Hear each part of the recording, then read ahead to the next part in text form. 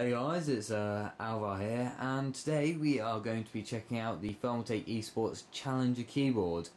Now, in the world of keyboards and headsets and other peripherals, Thermaltake is a relatively new competitor, I guess.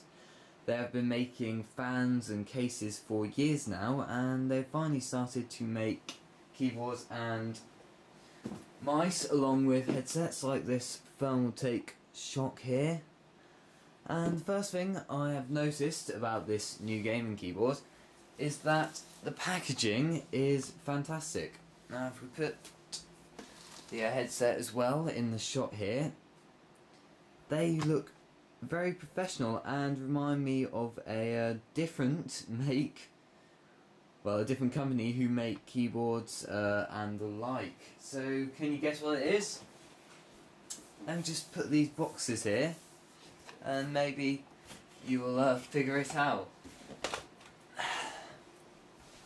Yes, they look surprisingly like some of Razer's products. Yes, I know it's a mouse in the corner there, but you can see that they've adopted a lovely red and black theme, just like Razer have their black and green theme there.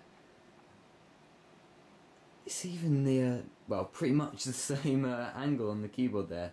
But anyhow, that is irrelevant to the product. I was just noticing that the packaging is very nice. And Razer have always been commended for their fantastic packaging, so it's definitely not a bad thing. Definitely not a bad thing. Now, comparing in price to other Thermaltake keyboards and the Razer one, the Razer Lycosa, this is an entry-level gaming keyboard, I'd say. This is the bottom of their line of keyboards, and it retails at roughly, you probably pick it up for around £50 here in the UK. The Razer Lycosa is £55 or £58, depending on where you get it from. You might be able to find it lower, might be more expensive. And the other keyboards from Thermaltake range from this keyboard, which is, as I said, £50 to their top model, which is over £100. So enough of me talking. I guess we should get into the box and have a look at this keyboard. Now, let's see some of the main features of this keyboard first. Let me just have a look. Yeah, we have. Yes, this has surprised me. This has, if you can see here, a fan. Yeah, it's got a detachable fan. I'll see on the picture up here. There it is. Apparently it's to cool your hands. Yeah. We'll see how that is. And also 6 macro keys, and it's got anti-ghosting on the full keyboard. So let's open. Surprisingly hard to open, and let's see what we've got inside here. Right. The box is opened a rather awkward way. In my opinion, I'd have liked it to open the other way, so we have all this stuff here, but you might see why they've done this. Here we have the driver CD, which normally I'd tell you to throw the driver CDs away, but this one I recommend you install before you even plug this keyboard in. Now we have a lovely description of it: USB 2.0, macro keys, multimedia keys. It's actually got onboard memory for storing various profiles with different macros. Onboard profile switch, yes, that's because of the memory, and a fan device. That's going to be interesting to see. And Windows dummy keycaps. Ah, interesting. The Lycosa has a button to stop the Windows buttons from working. And smart cable management, and by that I guess they mean this Velcro tie here on this lovely braided cable, actually. Very nice. So let's open this up. Here we have the keyboard, and underneath, what is this here? Various items here. Keycaps. Can't get that in shot. Yeah, keycaps here. Very nice. Also some little rubbery things. I guess they are to go in here on the keyboard. That is where the fan plugs in. We'll see that in a second. And underneath here we have just some little installation guides, I guess. Don't care about that at the moment. let's get the packaging out of the way.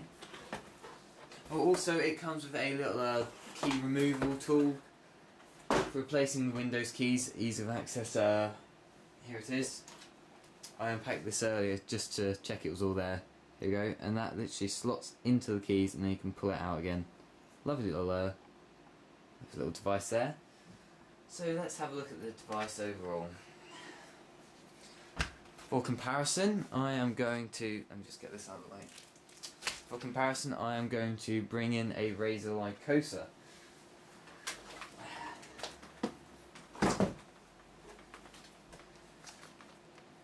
Here it is. Here is the Razer Lycosa. Is that all in shot? Yes, it is. Lovely job. Well, it is roughly the same length as the Lycosa. Actually, pretty much exactly the same length as the Lycosa. However, the Lycosa is slightly wider because of the comfortable resting place for your hand there. Now that is something you do miss with the Thermaltake, as it's a pretty big gap here and it's not too comfortable for your hand for extended periods of time. They both have USB ports on the back. Lift these up to the camera, just get around here. There you go. The Lycosa, however, has a microphone and headset or speaker jack on the back, whereas the Thermaltake only has a USB. Now I like those headphones because you don't want to be reaching all the way around the back of your PC or on the front just to plug in your headphones. So, you know, that could have been a feature that they could have added. But oh well. Thermaltake, however, have gone one up and gone for a gold-plated USB jack there, and it looks actually very nice on the Thermaltake one there. Oh, also worth noting is that the Lycosa uses two USBs here, one for the port and one to plug it in, so you know you're not actually gaining any ports, whereas the Thermaltake you can actually plug in the keyboard and have the USB free, so you're actually gaining a USB port. Now, on to probably the most important feature, well not most important, but the one you've all been waiting for, the fan. Yes, Thermaltake are famous for their fans and cases and whatnot, so this should be nice. Look at that. I'm not quite sure how wide that is. I'm going for 10mm. I've no idea. Maybe less. So yeah, that literally, you pop off the little caps here on the corners and then you plug it in. There you go, and then the fan cools your hand while you're gaming here. You can also put it on the other side. I guess if you're using your mouse, that can be helpful there. You can onto your mouse hand, because not many people actually have their hands here unless they're typing, which you're not going to be doing too much of unless you're playing MPOGs like WoW. So yeah, that's an interesting feature, and it just slots away in the top here. Lovely and nice. So the build quality feels, you know, not great compared to the Lycosa. The Lycosa feels a lot sturdier. Doesn't feel like it's going to break anytime soon. Thermaltake, bit plasticky. Tad plasticky. No, not amazing. Also, only the little TT here lights up on the Thermaltake, and the Lycosa, all the keys light up. It depends on your preferences. I personally like the whole blue stealthy theme on the Lycosa, but some people might like just the white on the keys. It does actually make it easier to see in the day, but you know. A quick little view of both the keyboards in the dark. The Thermaltake, if you're gaming in the dark, you will hardly be able to see any of the keys.